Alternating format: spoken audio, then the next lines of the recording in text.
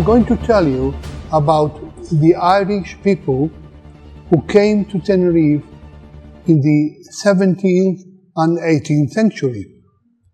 And the first question is, why did the Irish people come to Tenerife? The reason, in those centuries, there was a severe religious persecution of Irish Catholic by the English Anglican, especially under Cromwell. This is the first non-Catholic cemetery in Spain, and it is here in Puerto de la Cruz. And the cemetery is still in use nowadays, and it is being looked after by the Anglican Church.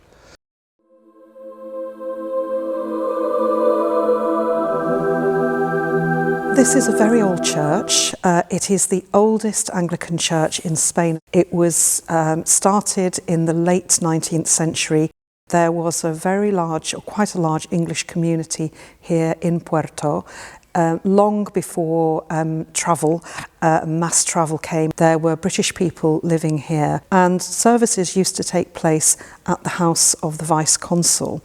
And obviously, as the community grew, it was decided they needed to build a church, dedicated in 1893. In this northern coast, there were two ports, Port Garachico and Port Orotava. Unfortunately, the port of Garachico was destroyed by a volcanic eruption in 1706. So this port became the main one. In 1651, King Philip IV of Spain, declared that Port Orotava was very important for the island. In fact, he said this port was the key to Tenerife, and he allowed Port Orotava to have its own mayor.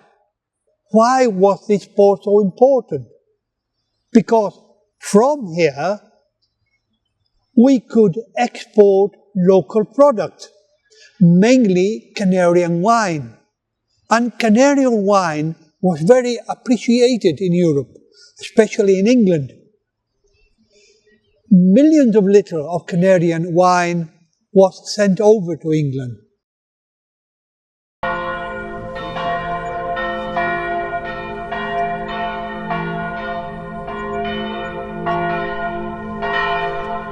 The Irish merchants who came to Port Orotava in the 17th and 18th century were in competition with the British merchants who were already established here.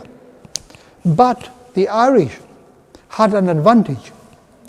First, they were Catholic, so they were better accepted by the Spanish society. And also, they changed their names into more Spanish names. Bernard Walsh became Bernardo Valois, how John McColgan became Juan Collogan, a merchant called White became Blanco, a merchant called Brugge became Arroyo, which is the Spanish translation. And also the Irish gave many donations to the Catholic Church, to this church, Iglesia Nuestra Señora de la Peña de Francia. It's an Irish chapel. You can see up there the name Valois, and on top you can see the emblem, the coat of arms of Ireland with the harp. Puerto de la Orotava in the 20th century gradually became the busiest port on the island. The Europeans started coming mainly for health reasons, soon it turning into a health resort, Above all for people with lungs problems, especially tuberculosis. At the beginning they stayed in private houses, but soon small hotels were started up. And one of the first to arrive was this gentleman here. His name was Bernard Walsh. He came in the 17th century. Bernard Walsh has a daughter, and this daughter married another Irish immigrant. This immigrant was called John McColgan. This house was then known as Casa Colgan. And this man was one of the first ones. He was a very important man in the 19th century. To think about building a hotel was also a mayor of the town. One of the things that he did was convert his business house, this house, into a hotel. And when he died, he was a marquess. His widow went on with the business of the hotel. That's why the hotel is nowadays called Hotel Marquesa. Nearly all the Irish people became very rich businessmen, and soon the local economic power was in their hands. Gradually, they obtained the political power. In fact, many of their descendants became mayors of the town. Puerto de la Cruz is the only Spanish town which had up to 9 mayors of Irish descent in the 18th and 19th centuries.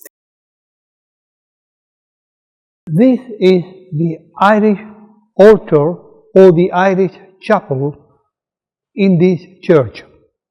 And here you can see St. Patrick, the patron saint of Ireland. And on top of the chapel, the coat of arms of Ireland with the harp. But there is much more, because here we have the tombstone of the Walsh family. Let us read: Sepulchre de Bernardo Walsh, alias Valois, y de Doña Francisca Fitzgerald, alias Geraldine, su mujer, his wife, y de sus herederos, patronos de esta capilla de San Patricio, año de 1713.